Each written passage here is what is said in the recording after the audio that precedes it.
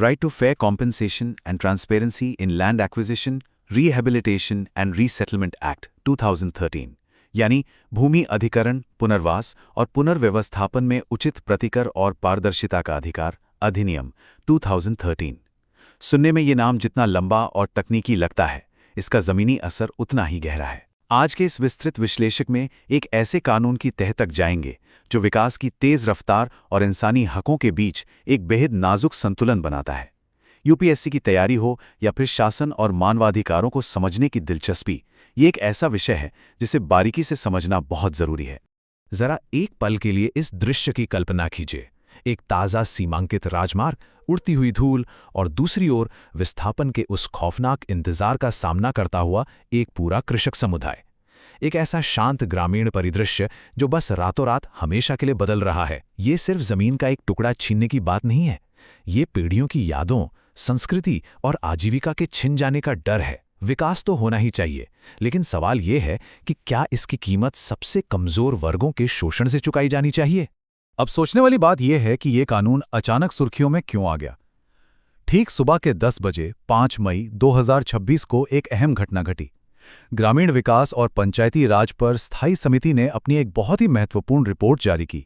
इस रिपोर्ट में 2013 के इस प्रगतिशील कानून के क्रियान्वयन और उसकी जमीनी प्रभावशीलता का बेहद गहराई से मूल्यांकन किया गया है। याद रहे, ये वही ऐतिहासिक कानून है जिसने 1894 के उस पुराने दमनकारी औपनिवेशिक अधिनियम को हमेशा के लिए बदल कर रख दिया था।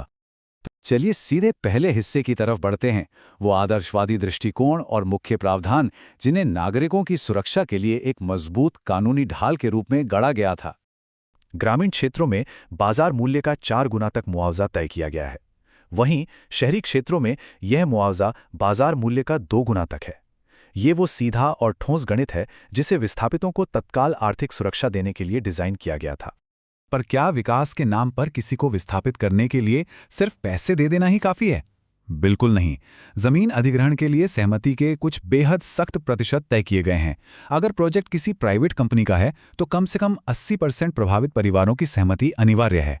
वहीं अगर प्रोजेक्ट पब्लिक प्राइवेट पार्टनरशिप यानी पीपीपी मॉडल का है तो यह सीमा 70% रखी गई है। ये इतनी ऊंची सीमाएं इसलिए तय की गई ताकि विकास का सही मायनों में लोकतंत्रीकरण हो सके और कॉर्पोरेट जगत द्वारा जबरन जमीन हड़पने की घटनाओं पर पूरी तरह से लगाम लग सके। अब सामान्य कानूनों से आगे बढ़कर उन क्षेत्रों की बात करते हैं जो कई अधिक संवेदनशील हैं, यानी जनजातीय और वन अधिकार, जहां कानून के मायने बहुत गहरे हो जाते हैं। जहां एक तरफ बहुफसली कृषि भूमि को बचाने के लिए बेहद सख्त नियम है कि उन्हें सिर्फ आखिरी विकल्प के तौर पर ही छुआ जाए, वहीं राष्ट्रीय सुरक्षा से जुड़ी रणनीतिक परियोजनाओं को इन मानक अधिग्रहण की बाधाओं से छूट दी गई है, जैसे कि डिफेंस, रेलवे और एटॉमिक एनर्जी यानी परमाणु ऊर्जा। स्वदेशी जमीनों की सुरक्षा को सबसे ऊपर रखा गया है। इसके लिए पेसा यानी panchayat extension to scheduled areas act 1996 का अनुपालन अनिवार्य किया गया है। जरा एक ग्राम सभा की उस शांत लेकिन गहरी बैठक की कल्पना कीजिए, जहां पेड़ के नीचे बैठे ग्रामीण अपने भविष्य का फैसला खुद कर रहे हैं।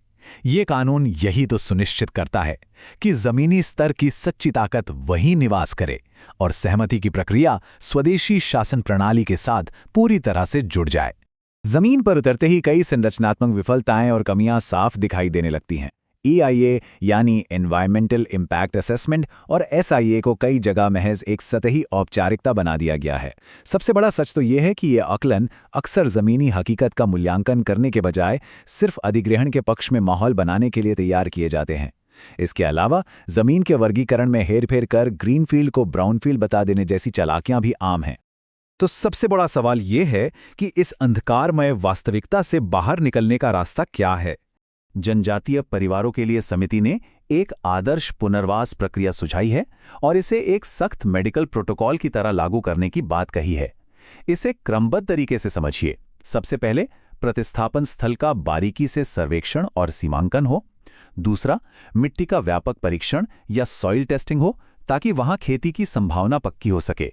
और तीसरा, लोगों को विस्थापित करने से पहले वहां पीने का पानी, स्वास्थ्य और स्कूल जैसी मुख्य सेवाएं पूरी तरह से काम कर रही हों। जब तक नई जमीन की मिट्टी का परीक्षण न हो जाए और नल में पानी न आने लगे, तब तक किसी भी इंसान का भौतिक विस्थापन किसी भी कीमत पर नहीं होना चाहिए। सबसे दिलचस्प बात यह है कि विस्थापितों को ग्राम सभा के पास एक वैधानिक ट्रस्ट के जरिए प्रोजेक्ट की इक्विटी में हिस्सेदारी की गारंटी दी जाए, या फिर प्रोजेक्ट के ग्रॉस रेवेन्यू यानी सकल राजस्व का 1% उन्हें मिले। ये वो बड़ा बदलाव है जो विस्थापित समुदायों को सिर्फ पीड़ित मानने के बजाय विकास का असली और वास्तविक हितधारक बनाता है। तो अंत में एक गहरा सवाल छोड़कर जाते हैं, इस पर जरूर विचार कीजिएगा। क्या सच्चे विकास के उस शिखर को कभी भी हासिल किया जा सकता है यदि अपनी जमीन, अपनी जड़ें सौंपने वालों के लिए न्याय का तराजू हमेशा असंतुलित ही रहे?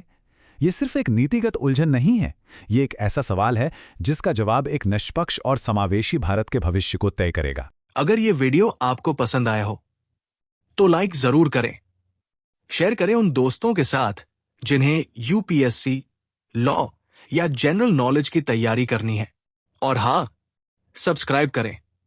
आप अपने सुझाव या सवाल नीचे कमेंट में लिख सकते हैं। यूपीएससी एंड कॉम्पिटिटिव एग्जाम की गाइडेंस या मेंटरशिप के लिए संपर्क करें। Our contact information is given in description. धन्यवाद।